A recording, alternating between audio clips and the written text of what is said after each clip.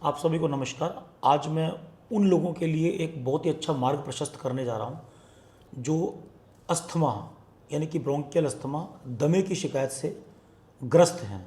उन लोगों के लिए आज की मेरी ये वार्ता, आज का मेरा ये संवाद रामबाण सिद्ध होगा, ऐसी प्रभु से प्रार्थना है।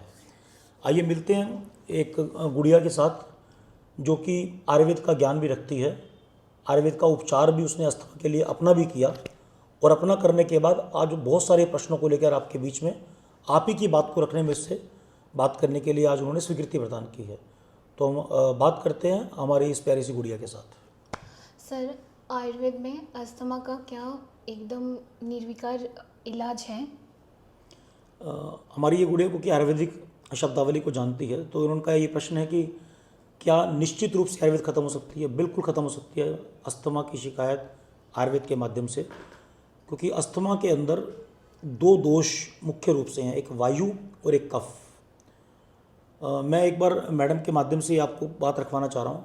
मैडम, हमें प्लीज़ हमारे सभी अस्थमा के लोगों को ये बताइए कि क्या अस्थमा के पफ किसी पर्टिकुलर टाइम पे लेने पड़ते थे आपको या आपके साथ मिलने वाले अस्थमा के रोगियों को? हाँ सर, वो मॉर्निंग में भी लेना पड़ता था एकदम, जब 6 बजे तक जी टाइम जी रहता है, जी 4 से 6 बजे तक जी। उसमें लेना पड़ता है।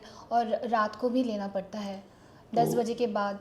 जी जी जी, तो यहीं से हमारी आयुर्वेद की इस बात को मैं प्रारंभ करता हूँ कि आयुर्वेद के शास्त्रों में ये बात क्लियर लिखी है कि दिन के अंत में और रात्रि के अंत में वायु का वेग बढ़ता है।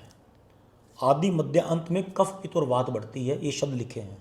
तो जब दिन का अंत होता है यानी कि रात को 8 से 10, और जब रात्रि का अंत होता है यानी कि सुबह 3 से लेकर 5 बजे तक, इस दो टाइम पे वायु का वेग सबसे ज़्यादा प्रबल होता है। और जैसे जैसे वायु का वेग प्रबल होगा, श्वास वाहिनियों में संकुचन होता है, ब्रोंकियल वेसल कॉन्स्ट्रिक्ट करती हैं और पफ की जरूरत पड़ती है।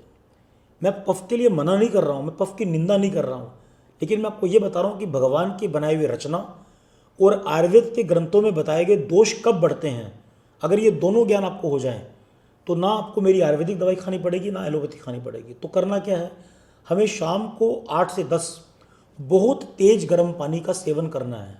हर 15-15 मिनट पर 1 कप चाय की तरह तेज गर्म पानी पीजिए। मैं रिपीट कर रहा हूँ, रात को 8 से 10। और जो खाना है, जो डिनर नाम से हम बोलते हैं खाना, प्रीति भोज, वो शाम को 7 बजे से पहले पहले खा लेना है। नंबर 1 बात। नंबर 2 बात, दूसरा समय जब वायु का वेग सबसे प्रबल होता है, सुबह 4 से लेकर 6 बजे तक, जिसमें से 99% लोग सो रहे होते हैं। और जैसे हमारी गुड़िया ने बताया कि पफ लेने के कारण या अटैक पड़ने के कारण उठ के पफ लेना पड़ता है। आप 4 बजे की जगह 3-3:30 बजे उठिए और 3:30 बजे उठ के 2 घंटे के लिए गर्म पानी पीजिए लगातार। अब आप जब इस मेरी बात को अपने जीवन में करेंगे तो आप ये उम्मीद रखेंगे कि 4 से 5 दिन तक बीमारी हट जाए। ऐसा नहीं होता। बीमारी को अगर होने में 10 साल लगे हैं तो ठीक होने में भी 2 से 4 महीने लगेंगे।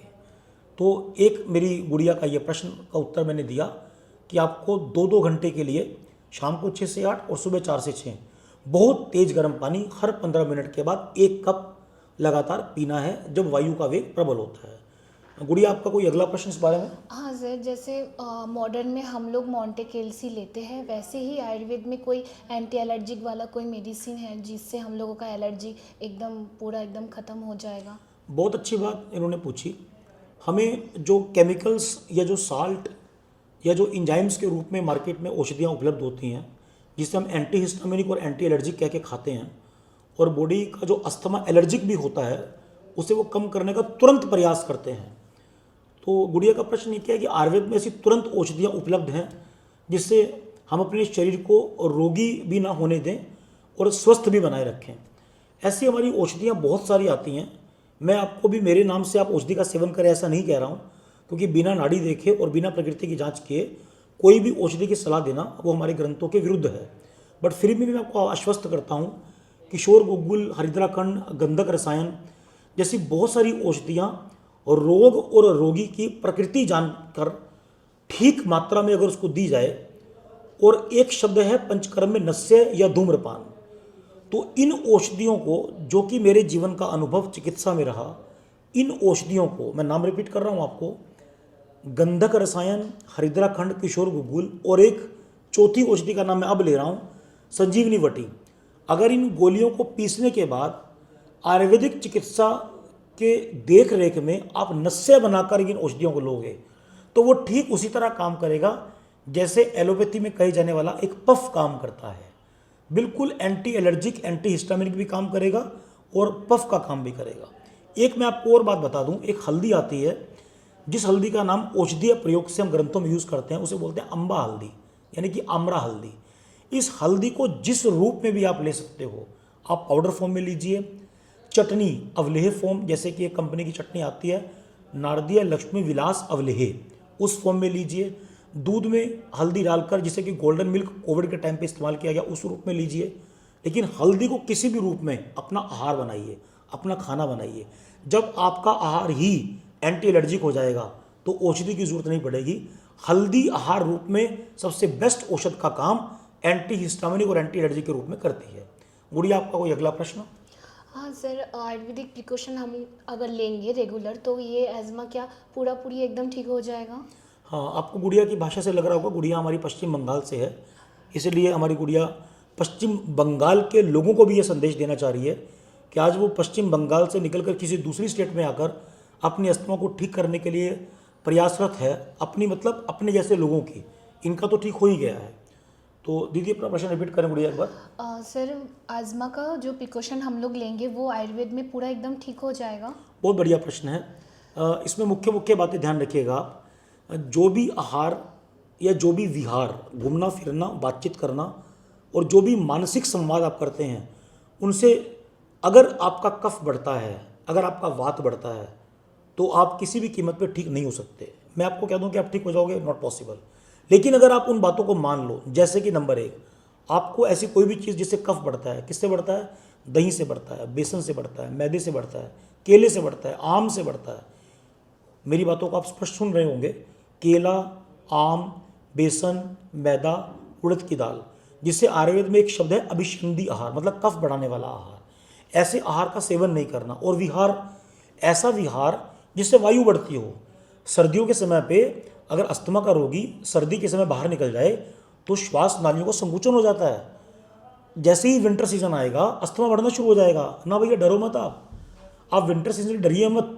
आप अपने वक्ष प्रदेश पर रात को सोने से पहले सरसों का तेल और सेंधा नमक, सरसों का तेल सेंधा नमक का एक मिश्रण बनाइए, उसे हल्का सा गर्म करिए और अपने वक्ष प्रदेश पे, छाती पे आगे और पीछे की तरफ लगाइए।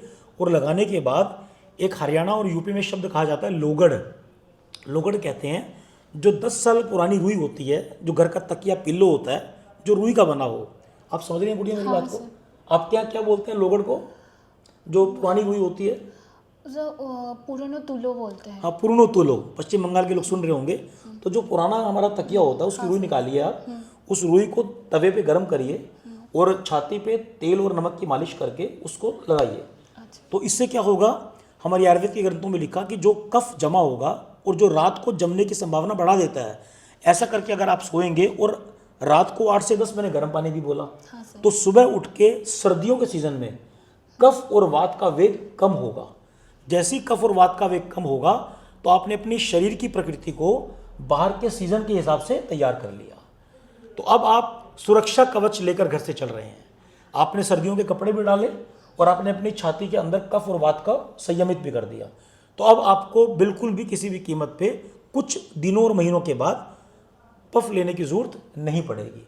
तो ये गुड़िया ने ऐसे टाइम पे मुझसे ये बात पूछी कि सर अभी अस्थमा के रोगी विंटर्स आने वाली है, डर जाते हैं कि विंटर में आती है हमारी तकलीफ बढ़ जाती है, ऐसा ही है ना? हाँ सर। तो हम ये चाह रहे हैं कि हमारी बातचीत से अस्थमा के लोग अभी से अगर ये तैयारी करेंगे तो आने वाली विंटर्स 15-20 दिन के बाद एक सुरक्षा कवच के साथ वो बिता पाएंगे।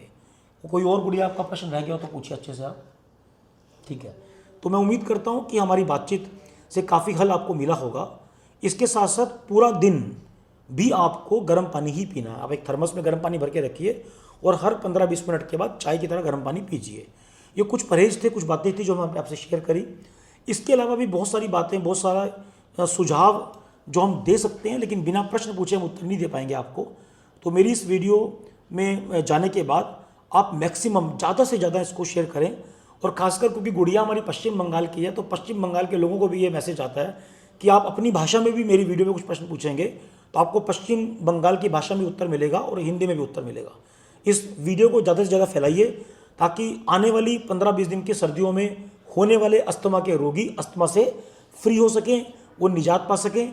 यही मेरे जीवन का और मेरी आयुर्वेद का लक्ष्य है कि मैं हर घर तक पहुंचूं, हर बीमारी को दूर करके होठों पे मुस्कान ला सकूं। हम इस गुड़िया का बहुत धन्यवाद करते हैं। आप भी कोई मैसेज देना चाहें सुनने वालों को? हाँ सब पश्चिम बंगाल की भाषा में बोल के बताइए ना सबको एक बार। সবাই যদি এরকমভাবে পথ্য অপথ্য ফলো করে নিজেদের ডেলি লাইফস্টাইলকে চেঞ্জ করে তাহলে অবশ্যই অ্যাজমা থেকে মুক্তি পেতে পারে। हम दोनों की ओर से आप सभी को नमस्कार।